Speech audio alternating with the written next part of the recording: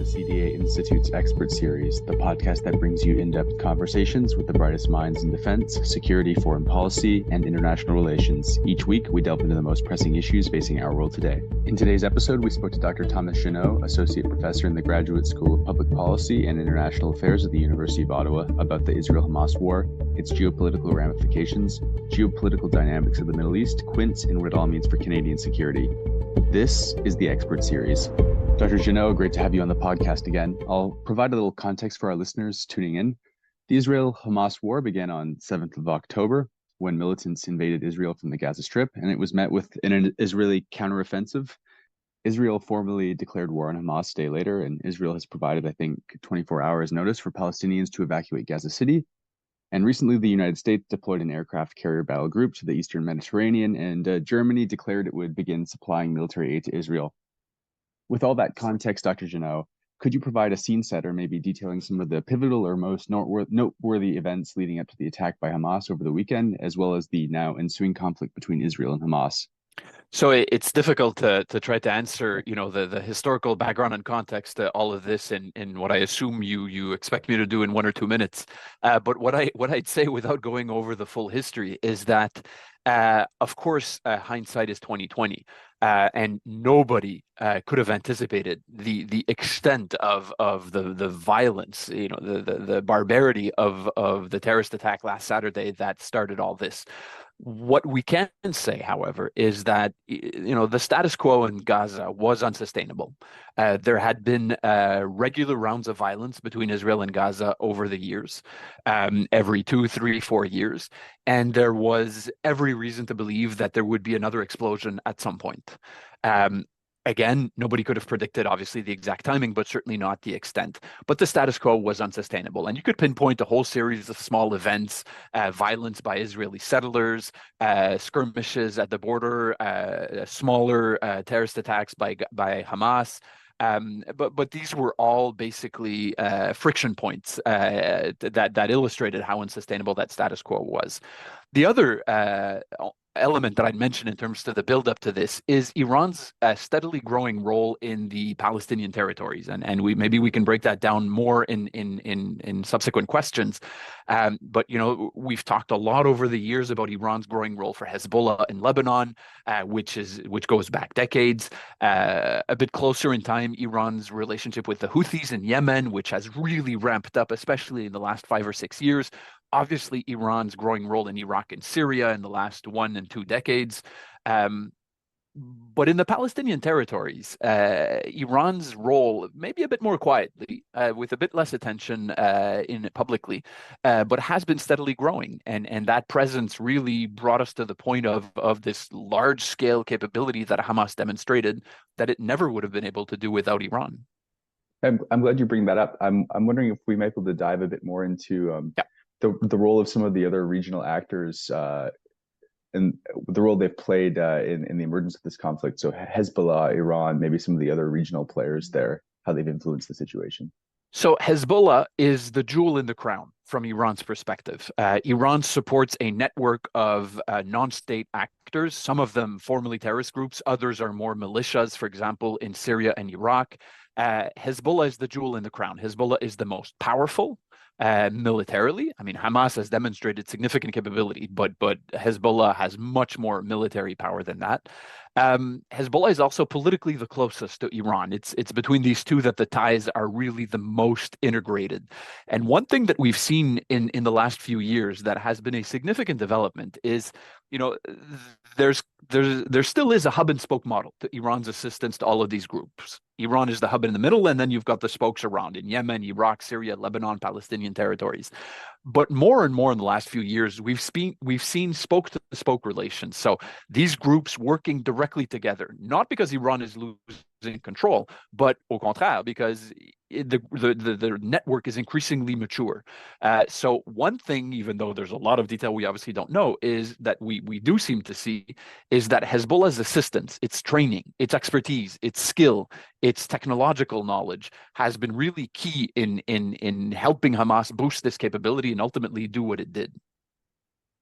I think early on we saw that maybe there was reports that Russia had been involved in coordinating tech. Is that unsubstantiated at this point? Do we know anything about their involvement? So I'm happy you asked that question because there's absolutely no evidence that that is true. And let's be really clear on that. That's an idea that's been floating around and including by some people who should have known better, who repeated such claims. Russia's policy in the Middle East is that it basically talks to everyone. Just think about, as an example, Iran and Saudi Arabia. Russia actually has quite workable relations with both, even though both are enemies. That's different from the US, which has a close, not always easy, but close relationship with Saudi Arabia, hostile relationship with Iran. That's not how Russia approaches the Middle East. It talks to everyone. It's closer to some, like Iran, like the Assad regime in Syria. But it doesn't, it balances everybody. So Russia talks to Hamas. So a few weeks ago, there was a meeting in Moscow with senior Hamas officials, senior Russian officials. That picture came out on Twitter, and that got people starting saying that, this is proof that Russia was behind this. There is no indication of that. Israel and Hamas have been engaged in several conflicts over the years. Does this latest development hold any special significance? Is it precedent setting or different than previous conflicts? It is different this time. I have no idea where it's going to go. Nobody does. But one thing that I think has to be clear is that things are not going to be the same after. There is going to be a before October 23 and an after October 2023. Israel, the extent of the violence from Hamas to Israel in the initial terrorist attack was absolutely unprecedented. I mean, the scale is just mind-boggling. The response, you can say the same. The extent of destruction that Israel is going to do in Gaza. I mean, it's only just starting now with already thousands of airstrikes, significant casualties, significant infrastructure damage. It will get much worse than that. The ground combat that will come when Israel launches its incursion any hour, any day now. But what does that actually mean? There will be an after October 2023. I don't know. I mean, Israel's stated objective is to destroy Hamas. Two questions then that raises. A, is that possible? And B, what happens next? So A, is that possible? I actually doubt that. Hamas is a powerful organization, deeply entrenched in Gaza, extensive networks of tunnels, booby trap tunnels, hidden safe houses everywhere. You can't destroy a movement like that. The extent of the Israeli military operation will weaken it, will probably degrade its capabilities a lot and more than in the past because of how intense the Israeli operation will be, but you probably can't destroy it. But even if you significantly weaken it, which is possible without eliminating it, which is very ambitious when you think about it, what happens next? Who governs Gaza?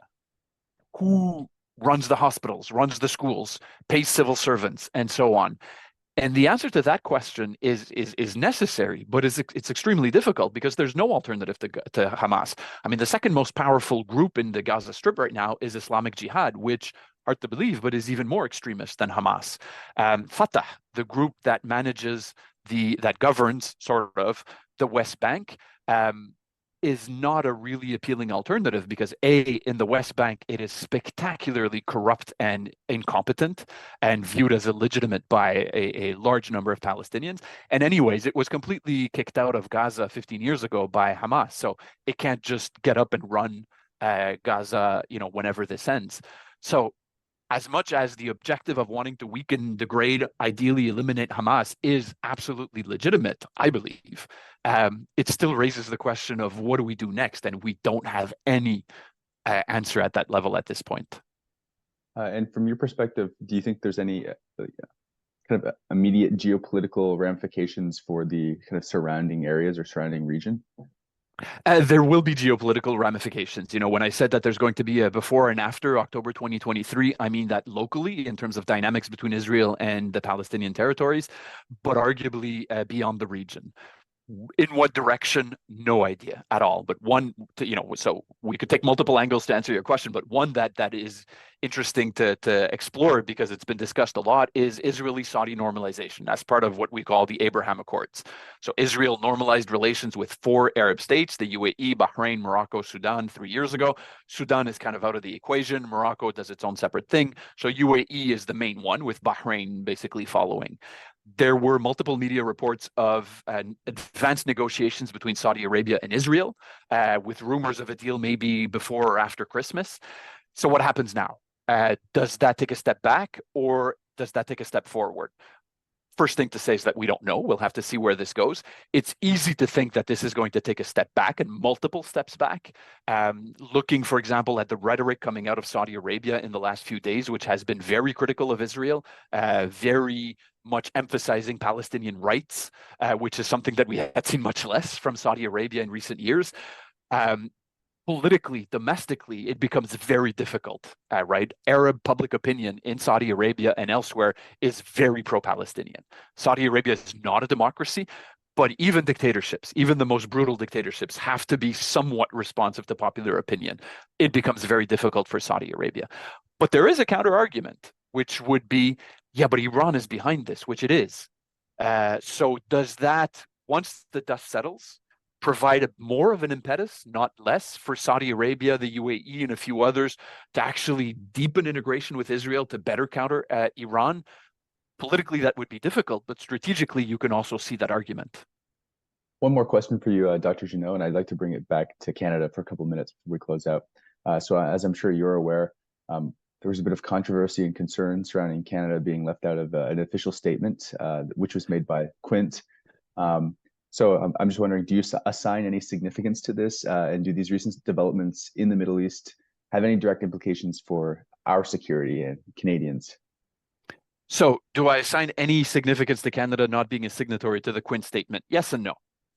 No, in the sense that it's not a big deal. We are not a major player in the Middle East. The Quint is an informal arrangement of the US and four key European powers that meets every now and then. I mean, apparently it evolved out of the Balkans, wars in the 1990s. And if you actually dig up, few people have heard about it, but it meets every now and then. That Canada is not there, if you only look in narrow terms, not a big deal at all, not a surprise. That being said, there is a broader point to make here, which is much more critical on the Canadian side, which is, there's a trend that we've been seeing recently, and there's no doubt in my mind that it will continue, that the US, this was the case under Trump, and it's still the case under Biden. Of course, very different presidents in a million ways. But in this aspect, they are similar, somewhat. More and more, the US emphasizes multilateral arrangements that are flexible, that are nimble, that are agile. I mean, the Quint doesn't have a secretariat, right? It doesn't have a permanent organization. So for the US to get something done with the Quint is extremely quick. It's agile, and that's what the US wants. Think about AUKUS. Think about the Quad. Think about other arrangements that are very informal, that are very transactional. And rule number one in transactional multilateral settings like that is that the US is going to invite you not because it likes you, not because of the color of your eyes, not because, people like to have Canadian flags on their backpacks when they're traveling in Europe or whatever. You are invited if you have something to contribute now, if you bring something to the table right away. In the case of the Quint, in the Canadian case, the answer is a very clear no. And in that specific instance, does it matter? Not really.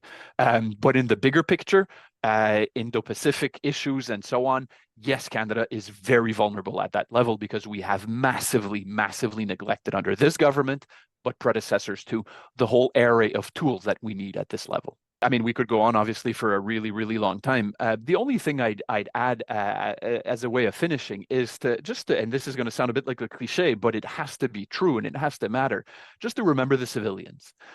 We talk a lot, and I'm certainly guilty of that in grand strategic terms, and, Israel and Hamas and Iran and Saudi Arabia. That's important. We have to do that. But right now, the people who are dying, the people who are suffering the most, yes, there are soldiers on the Israeli side, terrorists on the Hamas side, but it's civilians. In Israel, in particular, in the first hours, of course, and now in the Palestinian territories. And the suffering on the civilian side is massive. And it is going to reach levels that we have rarely seen. So we do need to remember that. We do need to keep that up front in the conversation because they are the victims. They are the ones who are dying right now. Thanks for joining us today, Dr. Juneau. I always appreciate your insights, and I look forward to hosting you again sometime. Take care. That's all for this week's episode of the CDA Institute Expert Series. To learn more about the CDA Institute, you can visit our website at cdainstitute.ca or subscribe to our newsletter. Thanks, and we hope you'll be joining us next week.